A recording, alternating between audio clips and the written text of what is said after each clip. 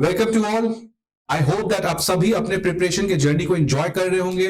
आपका एग्जाम का जो तैयारी है वो काफी अच्छे से चल रहा होगा। हाल फिलहाल में एक बहुत इंपॉर्टेंट न्यूज चल रहा है जिसके बारे में आपने जरूर सुना। वहां पे बेसिकली बात क्या हो रहा है कि किस तरीके से डॉलर की जो हेजेमनी है, जितने भी इंटरनेशनल ट्रांजैक्शंस जो होते हैं जो अभी डॉलर्स में किए जाते हैं, क्या डॉलर्स को रिप्लेस करना पॉसिबल है? क्या डॉलर्स की हेजेमनी को खत्म करना चाहिए? और डॉलर्स की हेजेमनी को खत्म करके कौन से करेंसी में आपको इंटरनेशनल ट्रांजैक्शन को कंडक्ट करना चाहिए? तो ये सारे न्यूज में अभी काफी ज्यादा से चल रहे हैं। इसका बेसिकली कॉन्टेक्स्ट क्या है, ये न्यूज भी क्यों चल रहा है? बिकॉज आपको पता है कि अभी जो रशिया यूक्रेन का वॉर चल रहा है और उस वॉर में जब अमेरिका ने सैंक्शंस लगा दिए हैं रशिया में, तो रशिया का जो इंटरनेशनल ट्रांजैक्शन है वो करना उसके साथ काफी मुश्किल हो गया है। बिकॉज जितने भी ट्रांजैक्शंस होते हैं जनरली वो डॉलर्स में किए जाते हैं और डॉलर्स के ट्रांजैक्शन करने के लिए आपको अमेरिका के बैंक से क्लियरेंस लेना पड़ता है। अब जब अमेरिका ही नहीं रशिया पे सैंक्शन लगा दिया है तो डॉलर में ट्रांजैक्शन करना रशिया का किसी और कंट्री के साथ काफी ज्यादा मुश्किल हो गया है। तो इसी की वजह से बहुत सारे कंट्रीज ये ट्राई कर रहे हैं कि किस तरीके से हम लोग डॉलर में ट्रांजैक्शन को रिप्लेस करके किसी ऑल्टरनेटिव करेंसी या फिर अपने लोकल करेंसी में उस चीज को कर सकते हैं। सो ये बहुत इंटरेस्टिंग टॉपिक है, ये थोड़ा सा कॉम्प्लिकेटेड टॉपिक है नो डाउट, बट इसको मेरा काम यही है कि आपको सिंपल वे में समझाया जा सके सो दैट आपको ये पूरा बैकग्राउंड, पूरा पर्सपेक्टिव आपके सामने रखा जाए।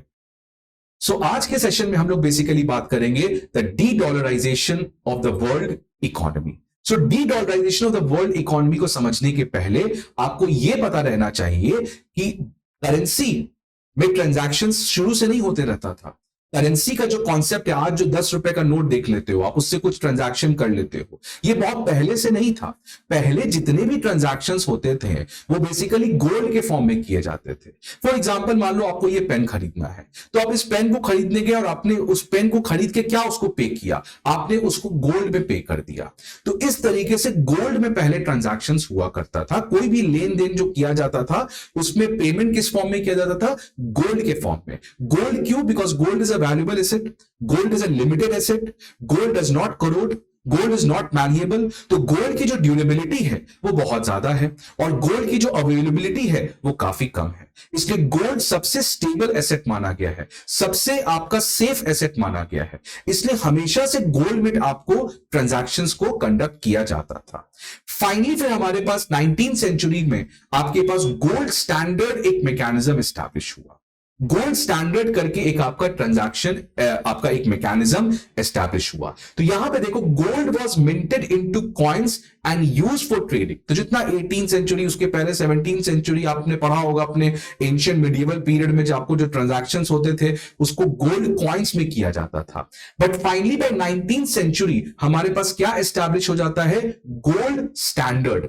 Later gold became a standard until the 19th century. So 19वीं सदी तक गोल्ड स्टैंडर्ड करके एक हमारा पॉलिसी एस्टैब्लिश किया जाता है। ये क्या है अभी हम लोग इसको समझते हैं। By 1870s gold became an international standard for valuing the currency. इसको हम लोग समझते हैं एक एग्जाम्पल के फॉर्म में। इसको हम लोग समझते हैं एक एग्जाम्पल के फॉर्म में। सपोज मान लेते हैं यूनाइटेड स्टेट्स है, ठीक है। अब यूनाइटेड स्टेट्स के पास मान लीजिए आपके पास 500 केजी गोल्ड है, ठीक है। और यूनाइटेड स्टेट्स ने एक गोल्ड का दाम फिक्स कर दिया है, $1 में आपको 1 केजी सोना मिलेगा, ठीक है। यूनाइटेड स्टेट्स ने क्या किया कि गोल्ड का दाम फिक्स कर दिया कि यूनाइटेड स्टेट्स में आपको गोल्ड कितने में मिलेगा? 1 केजी सोना आपको $1 में मिलेगा, ठीक है। क्लियर? मान लेते हैं $2। $1 थोड़ा सस्ता हो गया, ठीक है। So let us imagine that 1 KG gold price is how much? $2, right. Now if suppose American citizen has $20। एक अमेरिकन सिटीजन के पास कितना है? $20 रुपए है। तो अब ये जो डॉलर है उसका क्या इंपॉर्टेंस है? उसका इंपॉर्टेंस समझे। अगर ये पर्सन अपना $20 लेके यूएस के सेंट्रल बैंक के पास गया, जो कि यूएस फेड है, अगर वो यूएस के सेंट्रल बैंक के पास गया और कहा कि सर ये $20 रख लो, तो यूएस फेड इसको क्या देगी? गोल्ड। यूएस फेड क्या देगी इसको? गोल्ड। तो जैसे ही ये $20 अपना जमा करेगा यूएस फेड को, यूएस जो सेंट्रल बैंक है वो इसको क्या देगी? गोल्ड। कितना गोल्ड देगी? $2 इज इक्वल टू 1 kg। तो इसने जमा कितना किया है? $20। So how much gold this person will be getting? 10 kg। 10 kg। इसी को कहते हैं गोल्ड स्टैंडर्ड, कि ये जो डॉलर है ये क्यों वैल्यूएबल है? Because the dollar can be redeemed for the gold. Dollar को रख के आप गोल्ड ले सकते हैं। ये आज का करेंसी नहीं है, आज अलग मैकेनिज्म चल रहा है, ये हम उस समय की बात कर रहे हैं, तो ध्यान से समझना। पहले डॉलर को वैल्यू क्यों जाता? एक नोट अगर आप देखोगे, 10 रुपए का नोट मान लो, तो वो तो एक पेपर है, उसकी क्या वैल्यू होगी? बहुत सारे पेपर हैं, तो वो 10 रुपए की वैल्यू क्यों होती है? आज के जमाने में 10 रुपए की वैल्यू इसलिए होती है बिकॉज उसको आरबीआई ने इशू किया है और आरबीआई उसको गारंटी करता है। That's a different concept. पहले ये सब चीज नहीं था। पहले गोल्ड स्टैंडर्ड जब सिस्टम फॉलो करते थे बाकी कंट्रीज, तो गोल्ड स्टैंडर्ड में बेसिकली यही था कि आपका जो डॉलर है वो किस चीज से बैक्ड है? गोल्ड से। ऐसा केवल यूएस में नहीं था, बाकी हर एक कंट्रीज में था कि आप डॉलर लाके रखो तो आपको गोल्ड मिल जाएगा। सो इसी को हम लोग कहते हैं गोल्ड स्टैंडर्ड। इसी को हम लोग कहते हैं आपका गोल्ड स्टैंडर्ड। ठीक है, दैट इज $20 दो, यूएस फेड के पास जाओ, उसके बदला आप गोल्ड ले लो। ठीक है। So by 1870s gold became an international standard for valuing the currency. Later by 1979 US also adopted the gold standard. और ये कब तक चला? ये सिस्टम गोल्ड स्टैंडर्ड कब तक चला? Until the Bretton Woods agreement. Bretton Woods agreement हम लोग आगे बात करेंगे। तो ब्रेटन वुड्स एग्रीमेंट के पहले एवरी कंट्री अपने करेंसी का वैल्यू गोल्ड के बेसिस पे डिसाइड कर रही थी। तो यहां पे $1 क्या हो जाएगा? 0.5 kg। ठीक है। सो एवरी कंट्री जो भी गोल्ड स्टैंडर्ड को फॉलो कर रही थी, वो सारे कंट्री अपने करेंसी का वैल्यू गोल्ड के बेसिस पे रख रही थी। ठीक है। So this is all about the gold standard. Now what it means, वही चीज हमने समझा कि gold standard ties a currency value directly with the, जो करेंसी का वैल्यू है उसको डायरेक्टली किससे लिंक कर दिया जा रहा है? गोल्ड से। For example, $2 is equal to 1 kg of gold. ठीक है, 1 kg ऑफ गोल्ड। तो हर एक कंट्री इस तरीके से अपने गोल्ड और अपने लोकल करेंसी को इस तरीके से लिंक कर दी। फॉर एग्जाम्पल, ब्रिटिश ने क्या किया होगा? अपना जो ब्रिटेन पाउंड है उसको लिंक कर दिया होगा आपको डॉलर से, गोल्ड से। Right? So gold standard ties a currency's value directly with the. Now, second point. A country fixes the price for the gold. हर एक कंट्री अपने गोल्ड का प्राइस फिक्स कर दी। 1 kg सोना कितने में? $2। And then guarantees that it would redeem its currency for its value and gold. मतलब पहले क्या हुआ? फॉर एग्जाम्पल, यूएस ने क्या किया? पहले गोल्ड का दाम फिक्स कर दिया। उसके बाद अब यूएस क्या कर रही है? गारंटी कर रही है कि ladies and gentleman, if you bring dollar I will give you gold. समझ रहे हो? सो डॉलर देके आपको क्या मिल रहा है? गोल्ड। अगर डॉलर मिलके, डॉलर देने के बाद आपको गोल्ड नहीं मिलता, तो डॉलर की वैल्यू ही क्या होती? वो एक पेपर रहता। तो डॉलर को वैल्यू देने के लिए क्या किया गया? वो कहा गया कि आप डॉलर लेके आए, और यूएस गवर्नमेंट गारंटी दे रही है कि जैसे ही आप यूएस डॉलर लेके आओगे, आई वुड पे यू बैक द गोल्ड। कितना गोल्ड? उसके लिए ऑलरेडी ये चीज पहले से डिसाइडेड है। आप मान लो $50 है आपके पास, आप चले गए यूएस सेंट्रल बैंक के पास, आपको कितना मिलेगा? 25 kg सोना। So that's why dollar is a precious asset, because by paying dollar you can get the gold.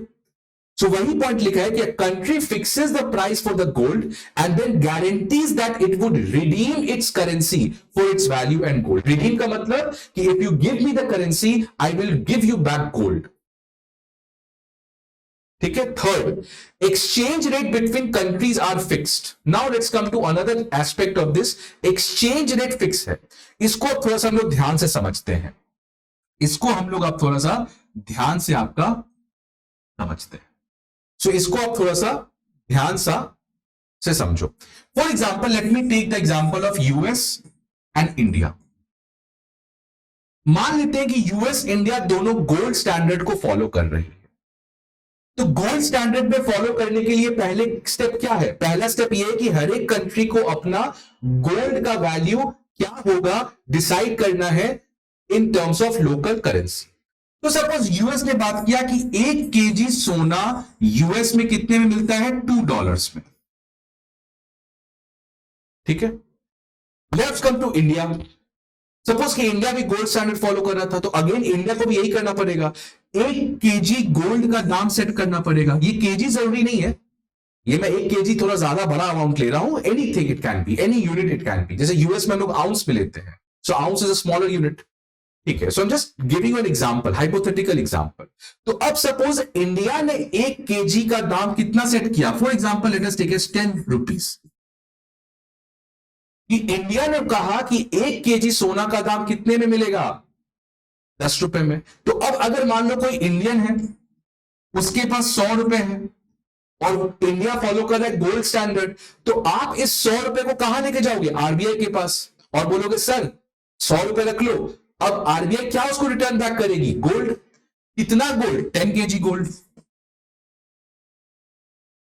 So rupee also got that value. Rupee became a precious asset because by giving rupee you are getting gold. By giving dollar you are getting gold. So gold standard के समय यही चीज हुआ करता था। Now suppose अब अगर हमको मान लो एक्सचेंज रेट निकालना है between US and India. Suppose now what my question is? My question is that I have to calculate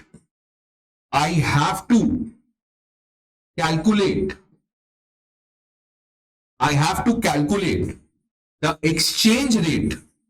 I have to calculate the exchange rate between US and India. होता है जब news पढ़ दो $1 80 रुपया हो गया, $1 100 रुपया हो गया, वो एक्सचेंज रेट होता है, एक्सचेंज रेट। सो अगर मुझे रुपी और डॉलर का एक्सचेंज रेट निकालना है, सो पहले क्या किया जाता था? गोल्ड स्टैंडर्ड जब मैकेनिज्म फॉलो करते थे ग्लोबल लेवल पे, उस समय इसको कैसे एग्जीक्यूट किया जाता था? उस समय क्या किया जाता था कि गोल्ड के दाम को कंपेयर किया जाता था। फॉर एग्जाम्पल 1 केजी कितना है? $2 और यहां पे 1 केजी कितना है? 10 रुपए। So $2 is equal to 10 rupees. That means $1 is equal to 5 rupees.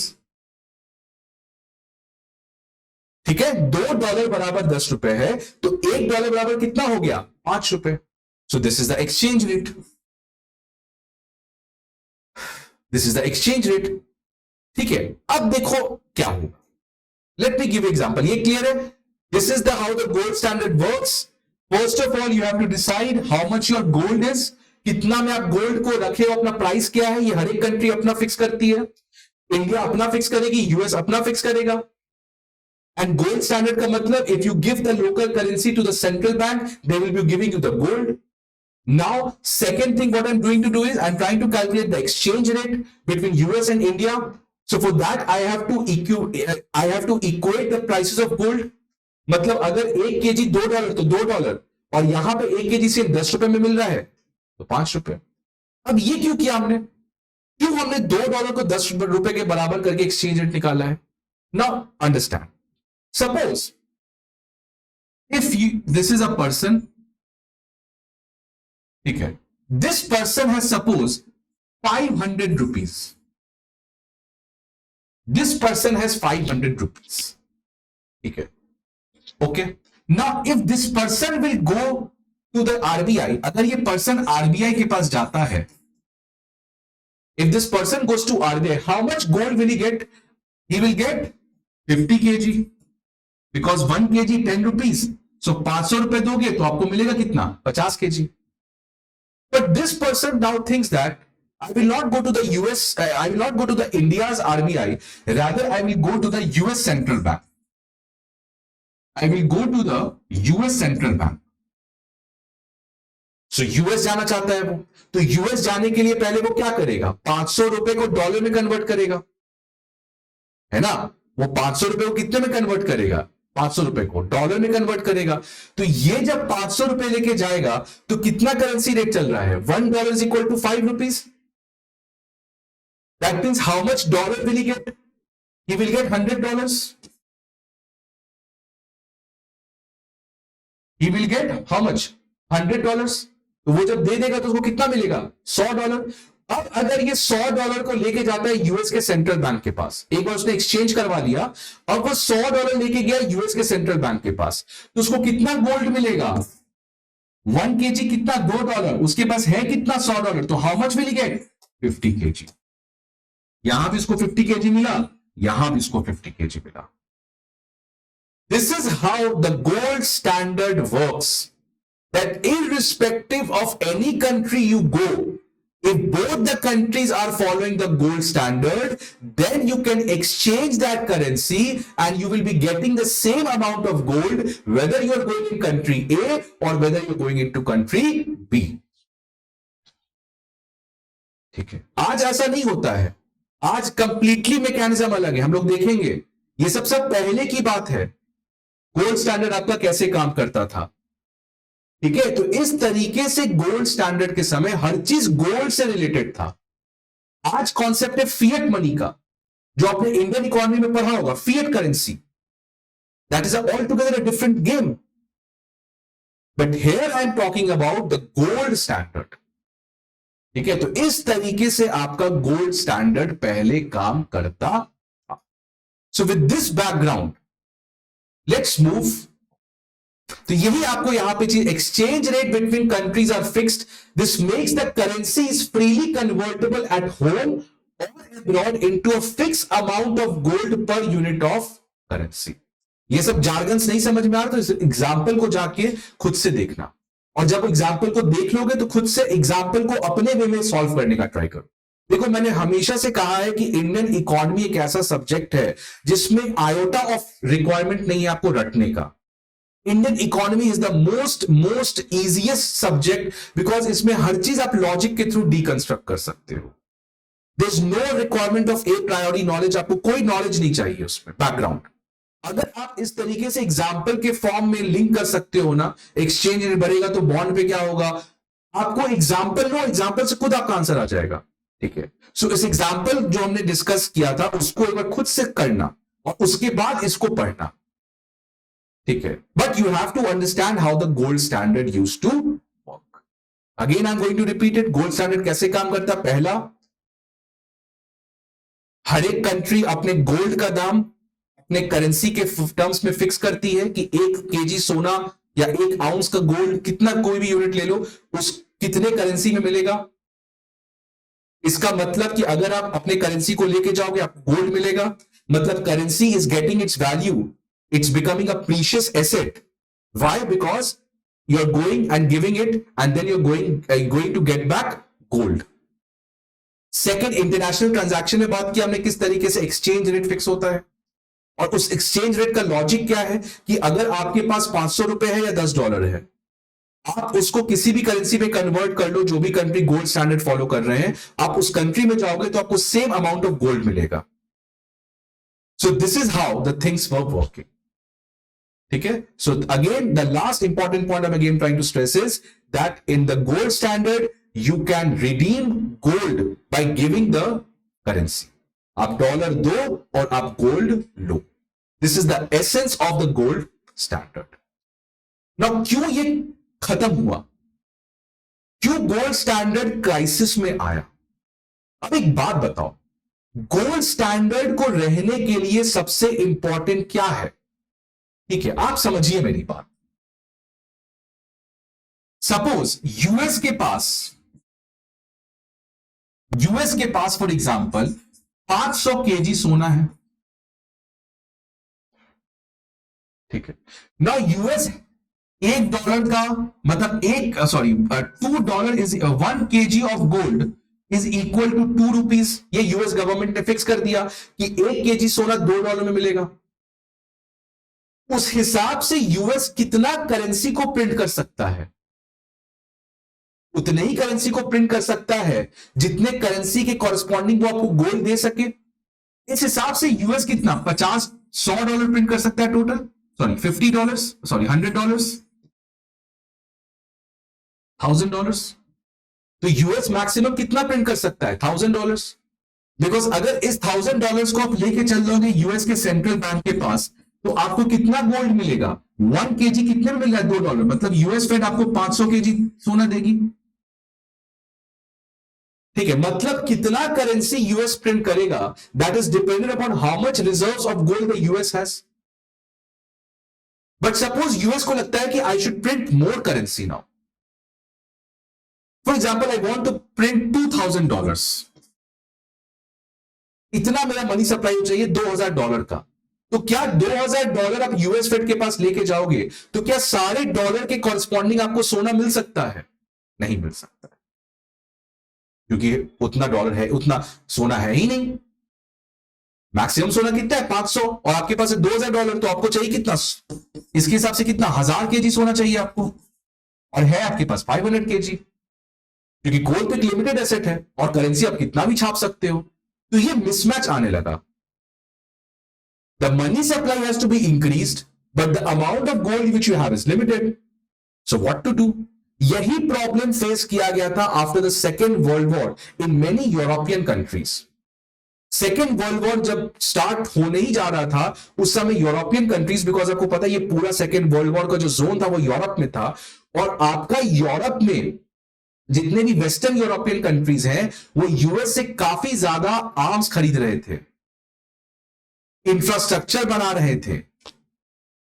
तो जितने भी वेस्टर्न यूरोप के कंट्रीज हैं वो सारे यूएस के हेल्प से, यूएस से इंपोर्ट कर रहे थे डिफेंस इंफ्रास्ट्रक्चर, यूएस से इंपोर्ट कर रहे थे अपने इंफ्रास्ट्रक्चर रिक्वायरमेंट्स।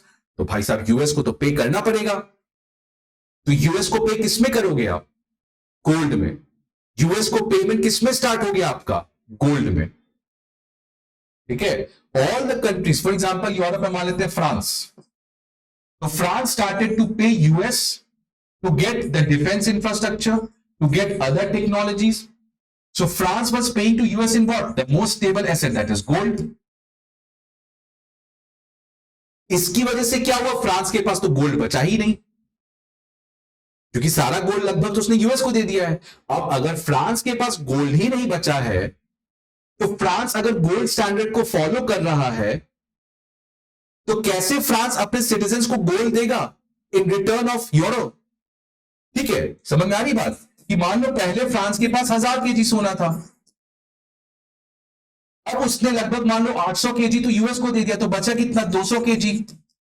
और फ्रांस के सिटीजन्स के पास ढेर सारा करेंसी है, लेकिन अब आप करेंसी लेके जाओगे फ्रेंच सेंट्रल बैंक के पास, तो French central bank will say that boss I do not have gold because maximum gold I have given to US. तो यही प्रॉब्लम आने लगा सेकेंड वर्ल्ड वॉर के टाइम पे, कि मोस्ट ऑफ द कंट्रीज अपने सारा गोल्ड रिजर्व्स को खत्म कर दी थी। US became the world owner in terms of the gold, बहुत ज्यादा गोल्ड आ गया था यूएस के पास, और बाकी कंट्रीज के पास गोल्ड नहीं था। And hence, in this context, it was decided that we have to end the gold standard, which is practiced in this sense. इस सेंस में जो गोल्ड स्टैंडर्ड को प्रैक्टिस किया जा रहा है, इसको हमें खत्म करना चाहिए और हमें कोई नया सिस्टम से रिप्लेस करना चाहिए इसको। ठीक है, so before US entered the Second World War, the United States served as the Allies' main supplier of weapons and other goods. And all countries, most countries paid in gold. सारे country US को gold में payment कर रही थी, making US the owner of the majority of the world's gold by the end of the second world war. So by the Second World War, US was holding about 3/4 of the world's gold reserve. 75% of the world's gold reserve US के पास था after the end of Second World War. ठीक है, This made a return to the gold standard impossible. तो जब second world war खत्म हो गया, अब फ्रांस तो वापस जा नहीं सकता है गोल्ड स्टैंडर्ड में, बिकॉज उसके पास तो गोल्ड है ही नहीं। तो अब समझ में आ गया कि भैया गोल्ड स्टैंडर्ड को हमें खत्म करना पड़ेगा, and we have to move to some other system. Although US तो गोल्ड स्टैंडर्ड कंटिन्यू कर सकता था, बट बाकी कंट्रीज के पास गोल्ड ही नहीं, तो दोगे क्या? So now in this context, the Bretton Woods Agreement will happen, which will lead to the concept of fiat currency, fiat money. What is fiat money? We'll try to understand now.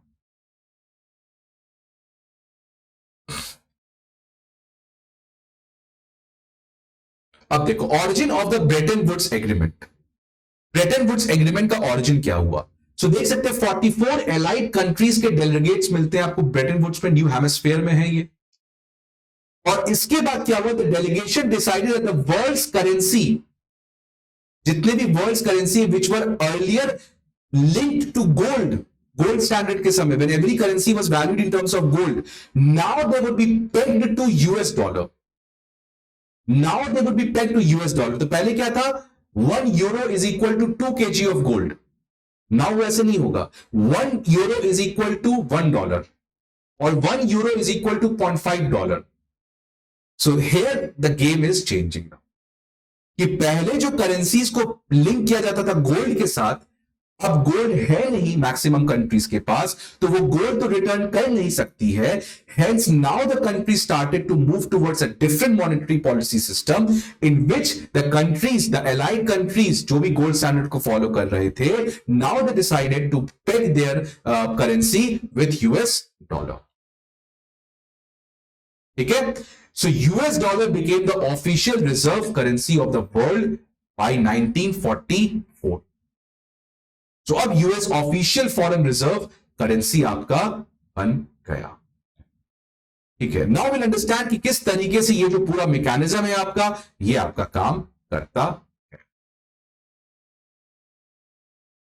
Now, what was the agreement? इस Brayton Woods agreement के क्या क्या content थे वो देखते हैं जरा हम लोग।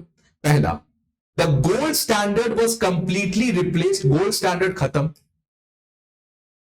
It was replaced by fiat money, very important, fiat money, a term to describe currency that is used because of the government's order or fiat that the currency must be accepted as a means of payment. आपने Indian economy में पढ़ा होगा कि Indian rupee is a fiat money. Fiat money का मतलब अगर आप 10 रुपए का नोट देखोगे तो गोल्ड स्टैंडर्ड के समय ये 10 रुपए का नोट वैल्यूएबल क्यों था? बिकॉज अगर आप इस 10 रुपए का जो नोट है आप चले जाओगे इंडिया के सेंट्रल बैंक के पास तो उसका इक्विवेलेंट आपको सोना मिल जाएगा। बट अब तो गोल्ड स्टैंडर्ड खत्म, मतलब अब आपको इस 10 रुपए से गोल्ड तो मिलेगा नहीं, तो क्या मिलेगा? इसके यही इसी को कहते हैं fiat money. Now government has said कि इस 10 रुपए से आप, ये इसकी वैल्यू कहां से आ रही है? इसकी वैल्यू आ रही है by governments order. This 10 rupees has to be used और can be used to settle any transaction which is happening at the national level. Fiat currency का वही होता है कि आप उस करेंसी को डोमेस्टिक ट्रांजैक्शंस को सेटल करने के लिए आप उसको यूज कर सकते हो, कोई आपको रोक नहीं सकता है। तो उसको आर्टिफिशियली वैल्यूएबल बनाया गया। पहले वो आपका नेचुरली वैल्यूएबल था, मतलब उसको वैल्यूएबल किस चीज से था? 10 रुपए का नोट, गोल्ड के सेंस में। बट अब ये खत्म कर दिया गया और अब कहा गया कि ये जो 10 रुपए का नोट है इसको गवर्नमेंट बैक कर रही है और अब इस 10 रुपए के नोट को आप कहीं भी यूज कर सकते हो अपने ट्रांजैक्शंस के लिए। कोई भी मना नहीं कर सकता है आपको 10 रुपए का नोट नहीं यूज करने से। That's the logic of fiat money. So now this requirement of pegging currency with dollar, euro, gold, it got ended. अब मुझे गोल्ड का नहीं है, मेरे पास 10 रुपए का नोट है, मुझे मान लो ये पेन देना है तो मैं 10 रुपए का दिया, पेन मुझे मिल गया और ये मना नहीं कर सकता है। अगर ऐसा होता, मान लो मेरे पास 100 रुपए है लेकिन वो आगे का जो ओनर है, वो जो शॉपकीपर है, वो बोल रहा है कि आई विल नॉट एक्सेप्ट रुपी, मैं रुपी एक्सेप्ट ही नहीं करूंगा, तो उसको कुछ काम ही नहीं है। ठीक है, रुपी क्या है मुझे नहीं पता, ये तो रुपी केवल नोट है, इस नोट की क्या वैल्यू है?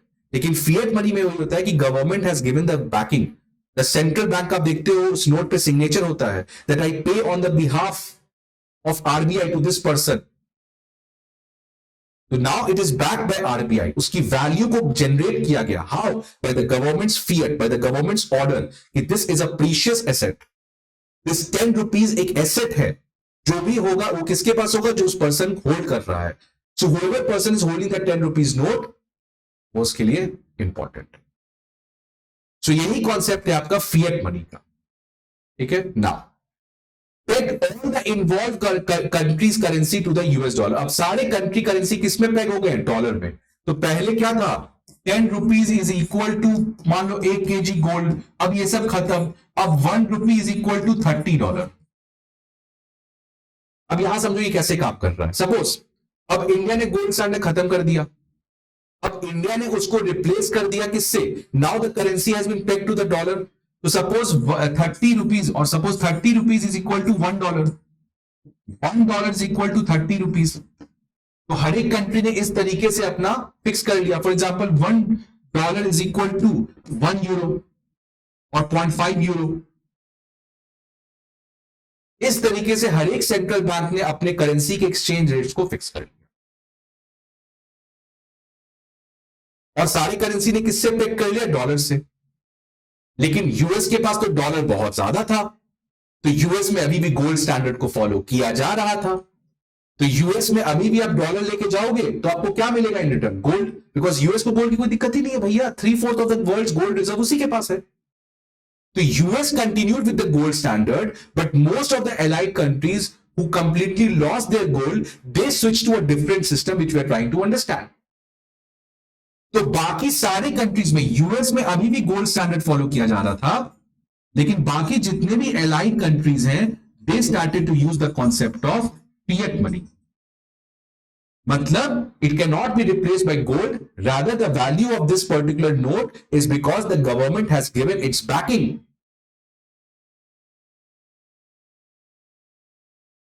ठीक है, तो अब देखो ये कैसे काम करेगा। अब सपोज $1, देखो यहां पे क्या किया गया कि एक बार पहले पढ़ लेते हैं फिर इसको समझते हैं। It paid all the involve countries currency to the US dollar and pegged the US dollar to the price of gold at $35 an ounce. ठीक है, and pegged the US dollar to the price of gold at $35 an ounce. ounce एक unit है। तो अब देखो क्या किया, इसको $35 मान लो, $35 एंड केजी मान लेते हैं, अभी आउंस नहीं मानते, टू मेक इट सिंपल। अब यूएस ने क्या कहा कि 1 kg सोना कितने में मिलेगा, $35 में, सपोज ठीक है, $35। अब देखो कैसे काम करेगा। सपोज अब $1 बराबर, मान लो let us take it 35 rupees है, $1 इज इक्वल टू 35 रुपीज। ठीक है, अब ये सब चीजें फिक्स हो चुकी है। यूएस में 1 kg सोना $35 का मिल रहा है, और यूएस इंडिया का एक्सचेंज रेट है $1 is equal to 35 rupees. So now see how this will work. अब समझे आप यहां पे, अब देखो कैसे काम कर रहा है। अब सपोज अगर आप 35 रुपीज को डॉलर में कन्वर्ट कर दो तो कितना है आपके पास, $1। अब उस $1 को आप, है ना, मान लो मेरे पास 35 रुपए, मैं खुश हो रहा, मेरे पास 35 रुपए है, गवर्नमेंट ने इसका बैकिंग दिया है, बट इस 35 रुपए की वैल्यू क्या है, वैल्यू देखो क्या है, मैं 35 रुपए है, मैं गया आरबीआई के पास, बोला मुझे डॉलर दे दो, मुझे डॉलर कितना मिल गया, $1। बट क्या अभी भी dollar is following the gold standard, yes it is following. So अगर मेरे पास $1 है, तो क्या मुझे यूएस जाके 1 kg इज इक्वल टू $35, हाँ ओके, मान लो अगर मेरे पास 350 रुपीज है, सपोज आई हैव 350 रुपीज, अगर मेरे पास 350 रुपीज है तो मुझे कितना मिलेगा वहां पे, suppose $1 is equal to, sorry हाँ 350 रुपीज है, राइट, तो 350 रुपीज इक्वल टू $1, सॉरी 35 है, मान लो 35 rupees, yes suppose, okay. So $1 is equal to 35 rupees है। अब अगर मान लो मैंने क्या किया, मान लो मेरे पास 35 इंटू 35, इट्स अ कॉम्प्लिकेट, थोड़ा इसको मान लेते हैं 50, अभी एट $50 केजी, इसको मैं मान लेता हूं $50। सो 1 kg इज इक्वल टू $50, मतलब $50 मुझे 1 kg सोना मिलेगा, और $1 इज इक्वल टू कितना है, मान लो 50 रुपीज। तो मेरे पास मान लो 50 रुपए नहीं है, मेरे पास मान लो कितना है आपके पास, 2500 रुपए। I am having 2500 rupees, right, I am having 2500 rupees. So $1 is equal to कितना, 50 रुपीज। सो मुझे कितना डॉलर मिलेगा, $50। If I go and convert it, I will go to the RBI and I will say that मुझे dollar दे दो, so I will be getting $50. Now can I go to the US and give that $50 and get 1 kg of gold? Yes. ठीक है, तो इसी तरीके से आप देखो पूरे दुनिया में, बिकॉज यूएस अभी भी गोल्ड स्टैंडर्ड फॉलो कर रहा था और बोला था दुनिया के कोई भी कोने में डॉलर हो आप लाओ, हम आपको गोल्ड देंगे. So every country started to have that international transaction in gold because gold was that linked to US dollar was linked to the gold. Indian rupee was not linked to gold. तो कोई क्यों Indian rupee लेगा? आपके पास $1000 है, आप क्या करोगे उसका?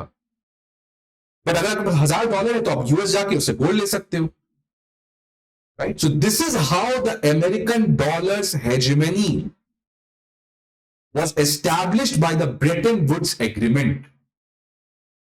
And hence US पैसा छापते गया, कंट्रीज लेते गए और कंट्रीज खुश थे बिकॉज उनको डॉलर, अगर कभी भी उनको जरूरत पड़ेगी तो वो डॉलर देके यूएस, क्योंकि यूएस ने गारंटी किया है कि आप कहीं से भी डॉलर लेके आओ, I will pay you gold. तो हर एक कंट्रीज अब क्या करने लगे? डॉलर्स को रिजर्व करने लगे. डॉलर्स को रिजर्व करने लगे कि हाँ भाई मेरे पास तो $1000 है, कल को कोई मुसीबत होगा मैं $1000 बेच के मैं गोल्ड ले लूंगा. सो this is how now other countries, US के पास क्या है? गोल्ड है. और बाकी कंट्रीज के लिए एसेट क्या बना? बाकी कंट्रीज के पास तो गोल्ड है नहीं, तो बाकी कंट्रीज डॉलर को स्टॉक पाइल करने लगे कि किस तरीके से फ्यूचर में डॉलर देके I will be getting back the gold. So this is how it was working. ये बहुत इंपॉर्टेंट है आपके पास चीजें को समझना. So it pegged all the involved countries' currency to the US dollar and pegged the US dollar to the price of the gold at $35 an ounce. United States would redeem US dollars for gold on demand. जब भी US dollar लेके जाओगे, United States has guaranteed that it will pay you back the gold. ठीक है, तो देखो gold standard में किस तरीके से मामला चल रहा था. तो गोल्ड स्टैंडर्ड में every currency was pegged to the gold. Now every currency was pegged to the US dollar and US dollar was pegged to the gold because US was still following the gold standard because US has said that irrespective of which country you belong, from wherever you will bring the dollar to me, I will be giving back the gold. इस तरीके से US dollar की hegemony आपकी global level पे establish हो जाती है. Right? Okay. Now let's try to move ahead. अब देखो यहाँ पे currencies become convertible, which means that one country's currency could be exchanged for another. है ना? मान लो इंडिया में रूपी और यूरो, यूरोप में यूरो और इंडिया में रूपी, दोनों एक्सचेंज हो रहे हैं because everything is not pegged to the US dollar. ठीक है, तो currencies become convertible. The US was supposed to maintain gold's price and its inventory because US को हमेशा से गोल्ड का इन्वेंट्री रखना था because पूरी दुनिया में कहीं भी डॉलर लाके आओगे और आपको देना पड़ेगा. So post this, instead of gold reserves, other countries started to accumulate the reserve of US dollar. तो अब सारे countries except US started to maintain the reserve of US dollar. और यही जो ट्रेंड स्टार्ट हुआ, it has always been like this. इस तरीके से अमेरिकन डॉलर की हेजेमनी आपकी एस्टैब्लिश की जा सकती है, की गई. ठीक है. नाउ अब क्या हुआ? Why dollar? डॉलर को ही क्यों चुना गया? जब ब्रेटन वुड्स एग्रीमेंट हो रहा था तो डॉलर को क्यों चुना गया? Because the US was holding 3/4 of the world's gold supply. Second, again a very important point, complete capital account convertibility. What do you mean by capital account convertibility? आपको पता है इंडिया में किसी भी कंट्री में दो कन्वर्टिबिलिटी होती है. एक होता है आपका करंट अकाउंट कन्वर्टिबिलिटी और एक होता है आपका कैपिटल अकाउंट कन्वर्टिबिलिटी. करंट, ये आपको balance of payment Indian economy में आप पढ़ोगे. तो करंट अकाउंट कन्वर्टिबिलिटी का मतलब क्या होता है? फॉर एग्जांपल, अगर मान लो मुझे कोई भी गुड्स एंड सर्विसेज में इंपोर्ट एक्सपोर्ट करना है, तो अगर मान लो मुझे कोई चीज को बाहर से खरीदना है, फॉर एग्जाम्पल दिस पेन, ये पेन यूएस में बना था, अब मुझे इसको यूएस से इंडिया में खरीद लाना है, इंपोर्ट करवाना है. मान लो इस पेन की दाम थी $1 और $1 इज इक्वल टू 50 रुपीज, है ना? इस पेन की दाम है $1 and $1 is equal to 50 rupees. अगर मुझे इस पेन को खरीदना है यूएस से, तो मैं क्या करूंगा? मैं आरबीआई के पास जाऊंगा, मैं $50 रखूंगा, मैं $1 लूंगा और $1 पे करके इसको मंगा लूंगा. इसको कहते हैं current account convertibility. That is, if you want to convert your local currency into any other foreign currency for the transaction in goods and services, then such kind of convertibility is known as current account convertibility. And after 1991, India has allowed complete current account convertibility. मतलब अगर आप कभी भी trade and services के transactions के लिए कितना भी कन्वर्ट करते हो, RBI will give you that amount. Suppose अगर आप 5 लाख पेन मंगाना चाहते हो और एक पेन की दाम $10 है, तो 50 लाख हो गया. 50 लाख डॉलर चाहिए आपको. Just giving example, any amount you go and give the money, the RBI will give you back the dollar. So current account convertibility के ऊपर रिस्ट्रिक्शंस नहीं है. Now comes to the capital account convertibility. Suppose I want to invest, I want to buy a plot in America. America में मुझे एक जमीन खरीदना है. सो ये तो गुड्स एंड सर्विसेज है नहीं. यहां पे I'm going to transact in capital assets. ये कैपिटल एसेट्स की ट्रांजैक्शन हो रही है. तो अगर मान लो जमीन का दाम है $100 और $1 बराबर ₹50 है, तो मुझे ₹5000 चाहिए. तो मैं ₹5000 आरबीआई के पास लेके जाऊंगा, मुझे बोलूंगा मुझे दे दो $100, मुझे यूएस में जमीन खरीदना है. इस कन्वर्टिबिलिटी को कहते हैं capital account convertibility. And India में अभी हमारा फुली कैपिटल अकाउंट कन्वर्टिबिलिटी नहीं है. India has limited partial capital account convertibility. Why? ये आप इंडियन इकोनॉमी में पढ़ते हो. बिकॉज कैपिटल अकाउंट कन्वर्टिबिलिटी से अगर फुली अलाउ कर दो तो बहुत ज्यादा इंस्टेबिलिटी हो सकता है. बिकॉज कैपिटल एसेट्स आपके, तुम कभी बेच रहे हो, कल खरीद रहे हो, तो उससे अचानक डॉलर का रिजर्व्स कम हो जाता है, बढ़ जाता है, रूपी की वैल्यू डिप्रिशिएट कर जाती है, अदर थिंग्स, बहुत प्रॉब्लम होता है. इसलिए India still now, China till now has not allowed capital account में फुल कन्वर्टिबिलिटी. करेंट अकाउंट में तो है, बट यूएस उस समय से they have followed this complete capital account convertibility. तो इससे फायदा क्या होता है? इससे फायदा क्या होता है? फॉर एग्जाम्पल, मान लो I have $1000 and I want to purchase land in America. तो कोई रोक टोक नहीं है, बिकॉज कैपिटल अकाउंट पे आप कितना भी करो. तो इससे फायदा क्या हो? सपोज बात समझ में आ रही है ना. सेकेंड वर्ल्ड वॉर के बाद सारे कंट्रीज के पास क्या रिजर्व्स बना? फॉरेन रिजर्व्स क्या हुआ? डॉलर में. अब डॉलर रखोगे और अगर तुम कैपिटल अकाउंट में उसको कन्वर्ट नहीं कर पा रहे हो, लैंड परचेज में, फैक्ट्रीज परचेज में, तो उसका करोगे क्या? गुड्स एंड सर्विसेज तो काफी छोटा एलिमेंट हो गया, बाकी जगह में तो जरूरत होती है. तो अगर आपके पास डॉलर है, ठीक है, and US allows complete capital account convertibility, so you can completely get in exchange. ठीक है. So that's why because of the complete capital account convertibility dollar की हेजेमनी को एस्टैब्लिश की जाती है. Next, popularity of US assets. Okay, open society, democracy, rule of law, और बहुत सारे कंट्रीज तो अभी भी अपने करेंसी में डॉलर ही यूज करते हैं. ठीक है. So this is why the dollar's hegemony was established at the first place. So Bretton Woods Agreement was a turning point. इसलिए आप देखोगे यूएस की हेजेमनी के लिए यूनाइटेड नेशंस बनाया. तो यूएस अपने हेजेमनी के लिए सारे इंस्टीट्यूशंस खड़ा किया था, और आज यही चीज को रिप्लेस करना चाहा China. Because to become a hegemon you have to replace the existing institutions. And अभी जितने भी एग्जिस्टिंग इंस्टीट्यूशंस हैं, they were set up after the second world war, and it was all the brain child of the United States of America. So, इस तरीके से dollar की hegemony आपकी establish होती है. नाउ, बट अब फाइनली आता है आपके पास निक्सन शॉक.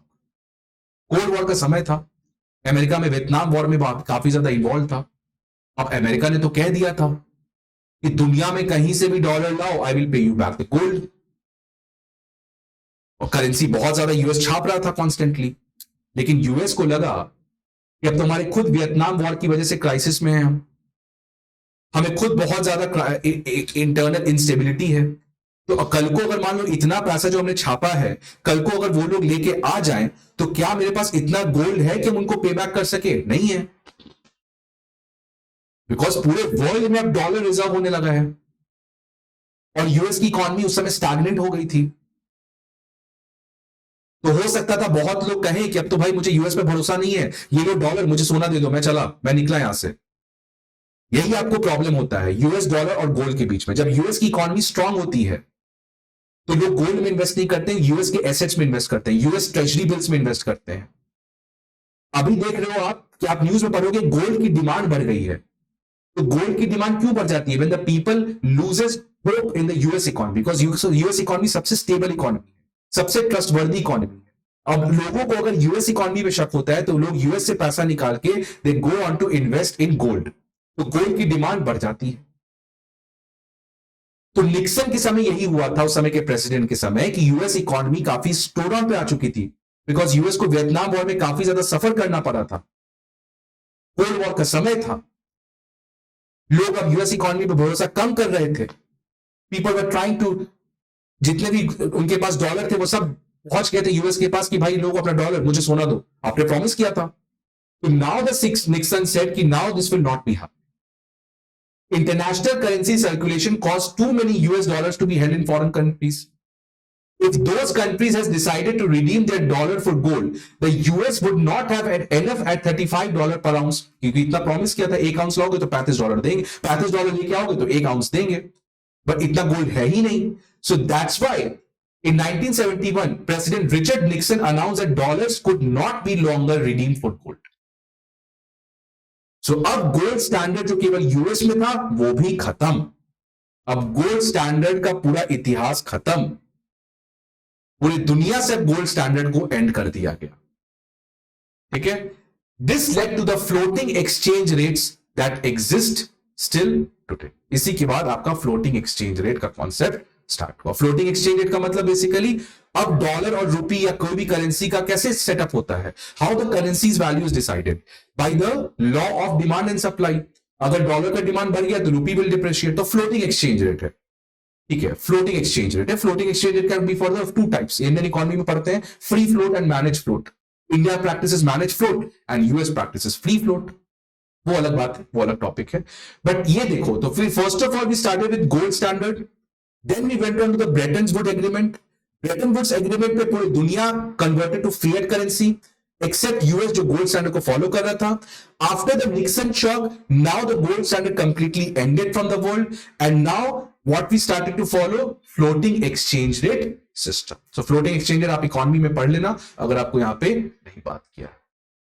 लेकिन डिस्पाइट दिस, यूएस ने तो कह दिया कि आई will not be paying you the gold, but despite this, because US इतनी एक स्ट्रॉन्ग इकोनॉमी है कि अभी भी जो डॉलर पे भरोसा है वो अभी भी अटूट है। बिकॉज अगर मान लो मेरे पास डॉलर है, मेरे पास मान लो दो ऑप्शन है, मेरे पास कोई कहे कि तुम $100 ले लो, नहीं तो तुम छोड़ो $100, तुम 100 चाइनीज करेंसी युआन ले लो, तुम क्या प्रेफर करोगे? Dollar. Because you know that this currency is valuable. Because ये करेंसी की वैल्यू कहां से आती है? On the base of economy. आज श्रीलंका में देख लो इकोनॉमी कोलैप्स कर चुके हैं, तो श्रीलंकन रुपी कौन चाहेगा? सो करेंसी की वैल्यू आज तो गोल्ड से पेग्ड है नहीं, तो आज कोई करेंसी की वैल्यू किस चीज पर डिपेंड करती है? डिमांड एंड सप्लाई पे। और वो किस चीज पर निर्भर करता है? उसकी इकोनॉमी का फोरकास्ट कैसा है। और आज बिकॉज यूएस की economy still vibrant, robust, strongly growing, इसलिए अभी भी यूएस पे आपका लोगों का भरोसा काफी अच्छा है। डिस्पाइट निक्सन शॉक के बाद, when US has tell that I will not be giving you gold when you will bring dollar to me, but still people continues to hold gold. इसलिए देखो अभी लगभग 60% पूरी दुनिया में, अगर सारे कंट्रीज, क्योंकि हर एक कंट्री अपना एक फॉरेन रिजर्व रखता है, इंडिया का भी फॉरेक्स है, तो इन पूरी दुनिया का जितना भी रिजर्व्स है उसमें 60% रिजर्व्स जो सेंट्रल बैंक्स मेंटेन करती है वो अभी भी हमारा डॉलर में है। वो अभी भी हमारा डॉलर में है, या तो वो करेंसी है या तो यूएस ट्रेजरी में इन्वेस्टमेंट्स है। तो सोचो $100 अगर टोटल रिजर्व है, उसमें $60 जो है वो यूएस डॉलर में ही। बाकी फिर हमारे पास यूरो में 20 है, जापानीज येन में 5.2 है, यूके पाउंड में 4.2 है, चाइनीज रेनमी में 1.95%। सो चाइना बहुत पीछे है। ठीक है, so this is how hegemony of US dollar was still there after despite the Nixon shock. इससे बेनिफिट क्या मिलता है यूएस को? यूएस के इन्फ्लुएंस या यूएस को कैसे फायदा मिलता है? ये डॉलर के हेजेमनी की वजह से यूएस को क्या फायदा मिलता है? पहला देखो, यूएस के पास बहुत बड़ा ट्रेड डेफिसिट है। इंडिया के पास भी ट्रेड डेफिसिट, आप पढ़ोगे करंट अकाउंट डेफिसिट बहुत बढ़ गया। 1991 बैलेंस ऑफ पेमेंट क्राइसिस। क्या होता है बेसिकली? आपके पास डॉलर नहीं रहता है, तो आपके पास डॉलर नहीं रहेगा तो आप तेल कैसे कर दोगे सऊदी से? क्योंकि सऊदी से आप तेल खरीदो, उसको डॉलर दोगे, and when you do not have dollar, that is known as balance of payment crisis. ठीक है, बट यूएस को कोई प्रॉब्लम नहीं है, क्योंकि ट्रेड डेफिसिट है तो यूएस को पेमेंट करना पड़ेगा डॉलर में, और यूएस डॉलर छाप सकता है। तो इसलिए यूएस का ट्रेड डेफिसिट बहुत बड़ा है, बट कोई प्रॉब्लम नहीं है ना उसके पास, उसी के पास तो डॉलर है, उसके पास कंप्लीट कंट्रोल है, वो कितना डॉलर मार्केट पे छाप के डालना चाहता है। Next, excess dollars that the rest of world accumulates due to US trade deficit has been invested in US assets such as in debt securities issued by the US government. अब मान लो मेरा US के साथ, US और China का मान लो trade deficit है, US और चाइना का मान लो ट्रेड डेफिसिट है, तो उससे क्या होगा, चाइना के पास एक्सेसिव डॉलर एक्यूमुलेट हो जाएगा। मान लो चाइना के पास $100 एक्यूमुलेट हो गया, because China has a trade surplus with US, so China will accumulate dollar. अब इस डॉलर का करेगा क्या, now the China will invest that dollar. कहां पे इन्वेस्टमेंट करोगे आप, डॉलर में, जो सबसे सेफेस्ट एसेट्स है। सबसे सेफेस्ट एसेट्स क्या माना जाता है, यूएस के treasury bonds, US treasury bonds, जो यूएस गवर्नमेंट जो डेब्ट सिक्योरिटीज रिलीज करती है, that is considered the safest assets. इसलिए जितने भी कंट्री में लोग हैं, जितने भी सेंट्रल बैंक्स हैं, उन सबके पास जो डॉलर है, वो डॉलर को इन्वेस्ट किसमें करना चाहते हैं, यूएस ट्रेजरी बॉन्ड, सबसे सेफेस्ट एसेट है। ठीक है, अब एक बात बताओ, अगर यूएस ट्रेजरी बॉन्ड को बहुत लोग डिमांड कर रहे हैं, people are demanding more and more, इसको लोग इंडियन इकोनॉमी पढ़ते हैं, बॉन्ड यील्ड वो सब अभी हम नहीं पढ़ेंगे, बिकॉज वो टॉपिक नहीं है अभी। अगर आपको नहीं आता तो अब जाके वापस एक बार बॉन्ड यील्ड ये सब पढ़ना, ठीक है। तो यूएस ट्रेजरी बॉन्ड का अगर इतना ज्यादा डिमांड कर रहे हैं लोग, तो क्या यूएस गवर्नमेंट जब अपनी डेब्ट सिक्योरिटी को रिलीज करेगी तो वो कम इंटरेस्ट पे भी कर सकती है? क्यों करेगी? वो 5% पे 6% बोलेगी, 2% पे भी तो लोग लेने को तैयार ही है ना भाई, बिकॉज बाकी कंट्रीज पे तो कोई भरोसा नहीं, कभी भी कोलैप्स कर सकती है। यूएस इकोनॉमी कोलैप्स करेगी नहीं, बहुत मुश्किल है। इसीलिए यूएस ट्रेजरी बॉन्ड जो रिलीज करती है कर्ज लेने के लिए, they do it at a low interest rate. तो यूएस का अगर तुम डेफिसिट देखोगे, ट्रिलियंस ऑफ डॉलर में उसका कर्ज है। 1975 के बाद से लेके अभी तक यूएस हमेशा से ट्रेड डेफिसिट में रहा है, लेकिन कोई प्रॉब्लम नहीं है उसको, बिकॉज उसी का करेंसी आप यूज कर रहे हो, और डॉलर जितना छापना चाहता है छाप सकता है। ठीक है, सो ये कुछ फायदाज हैं, और सबसे बड़ा है कि यूएस का जो ट्रेजरी बॉन्ड है वो कर्ज ले सकता है दुनिया से at a very low interest rate. So these are the benefits by which US enjoys that thing because of the hegemony of dollar. इससे कुछ चैलेंजेस भी हैं जो रिसेंटली देखे गए हैं। वेपनाइजेशन ऑफ डॉलर, आपको पता है अमेरिका सैंक्शन लगा देता है, बिकॉज अगर मान लो मेरे पास डॉलर है और मैं सऊदी से तेल खरीदना चाहता हूं, आई have to pay in dollar to Saudi, but कोई भी डॉलर में ट्रांजैक्शन के लिए आपको अमेरिकन बैंक से क्लियरेंस लेना पड़ता है। Once the country has been put under sanction, मान लो कल को यूएस ने सऊदी पे सैंक्शन लगा दिया, तब आप इस डॉलर का ट्रांजैक्शन नहीं कर पाते। वो स्विफ्ट सिस्टम के अंदर जो होता है, ये सब डॉलर का ट्रांजैक्शन मुश्किल हो जाता है। सो ये एक्यूजिशन लगाएगा कि यूएस अपने इंटरेस्ट के लिए डॉलर को वेपन बना देता है, और इसीलिए बहुत सारी countries are trying to move towards different currency. So ये कुछ चैलेंजेस हैं। Can China replace dollar? क्या China has the potential to replace dollar? Absolutely no. China is a close society, China is a rogue state. ठीक है, China is economic power, it's a second world's largest second economy, but China does not have democracy, China does not have checks and balances. So in the long run when your foundations are weak, you can never survive in the long term. आप ठीक है छोटे term में 20-30 साल में grow कर सकते हो, बट जस्ट कंसिडर अमेरिका कितने साल से हेजेमनी बना के रखा है, because of the checks and balances. Because if you are not ready to be proven wrong, then you will be ending in no man's land. That's what the country of China is all about.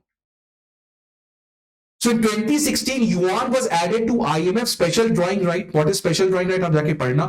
SDR जो एक reserve international currency है, एक तरीके का artificial currency है जिसको reserve asset की तरह यूज किया जाता है IMF में। वेरी इंपॉर्टेंट कॉन्सेप्ट, प्रीलिम्स में पूछ सकता है। So IMF special drawing rights basket, so 2016 में युआन को भी इंक्लूड किया गया था, जो एक बड़ा डेवलपमेंट था।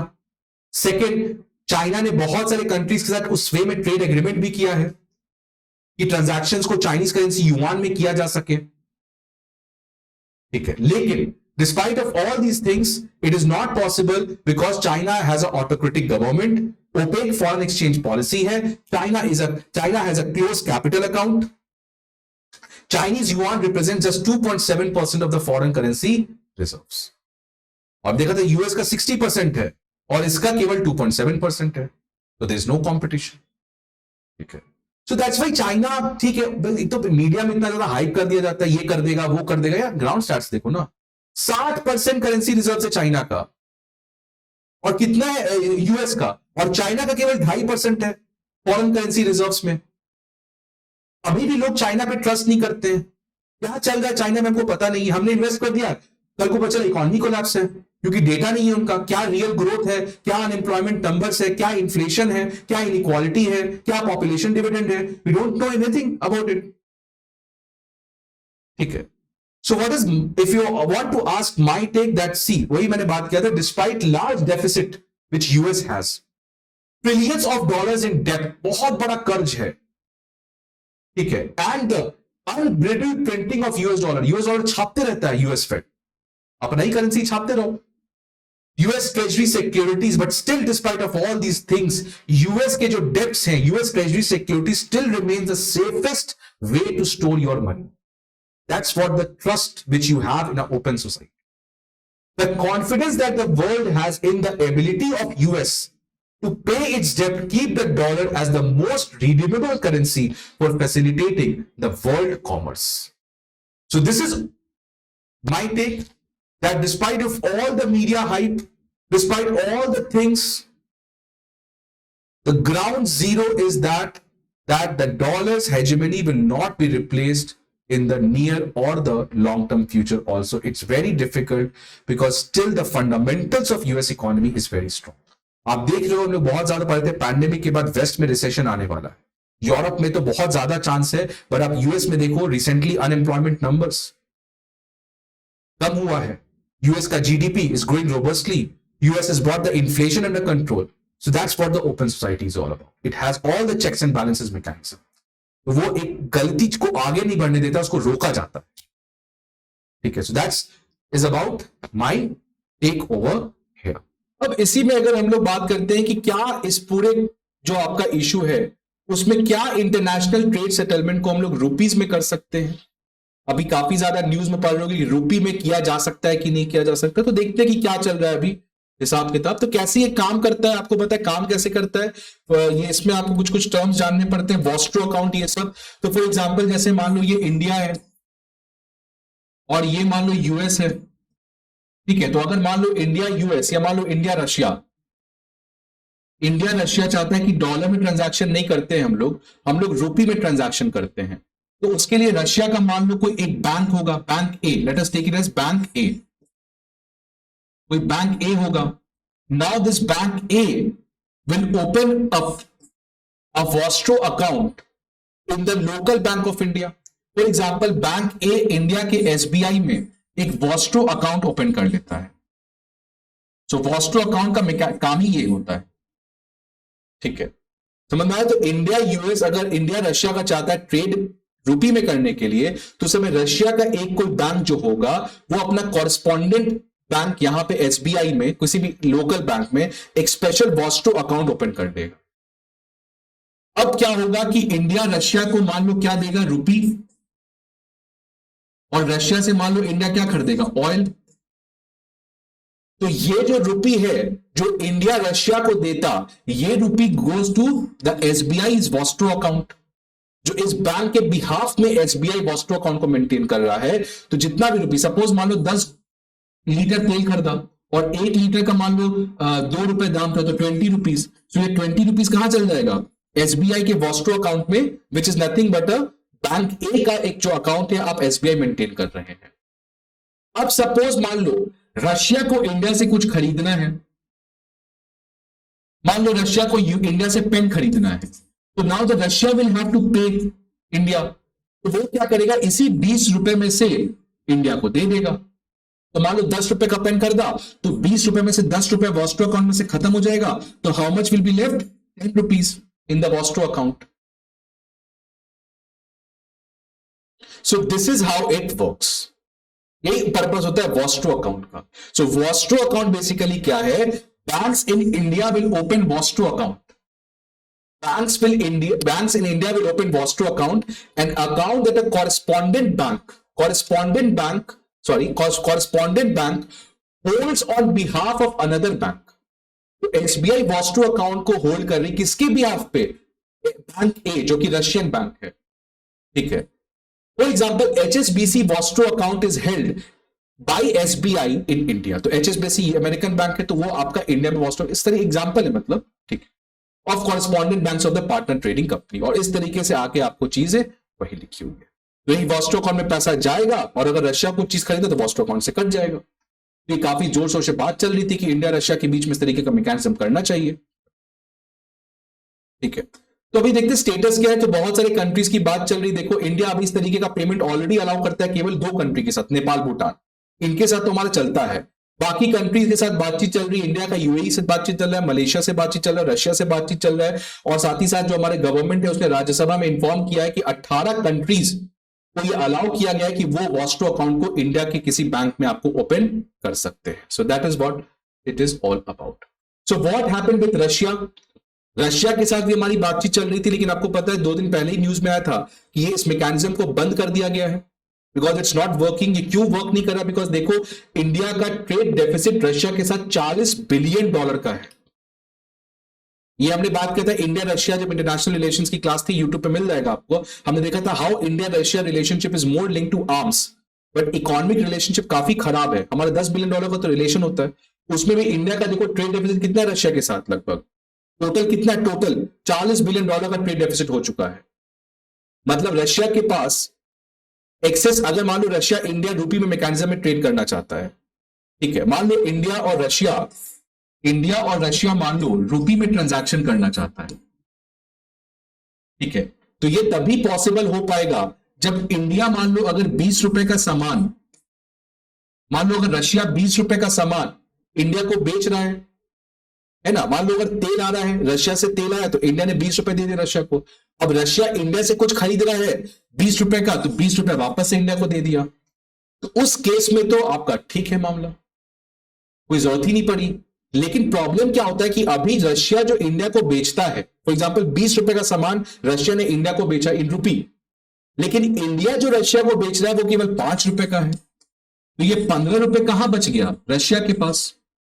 करेगा क्या रशिया, है ना, ₹15 बच गया, बिकॉज ट्रेड यहां पे इम्बैलेंस है। तो रशिया के साथ यही प्रॉब्लम आ रहा था कि रशिया को रुपीज एक्यूमुलेट करना पड़ रहा था because of this huge trade deficit. तो वो रूपी का करेगा क्या? अगर डॉलर रहता तब तो यूएस बॉन्ड में इन्वेस्ट कर देता, यहां कर देता, वहां कर देता, बहुत ऑप्शन है, बट रूपी में करना मुश्किल है। क्यों मुश्किल है? पहली बात तो देखो, रूपी इज नॉट फुली कन्वर्टेबल।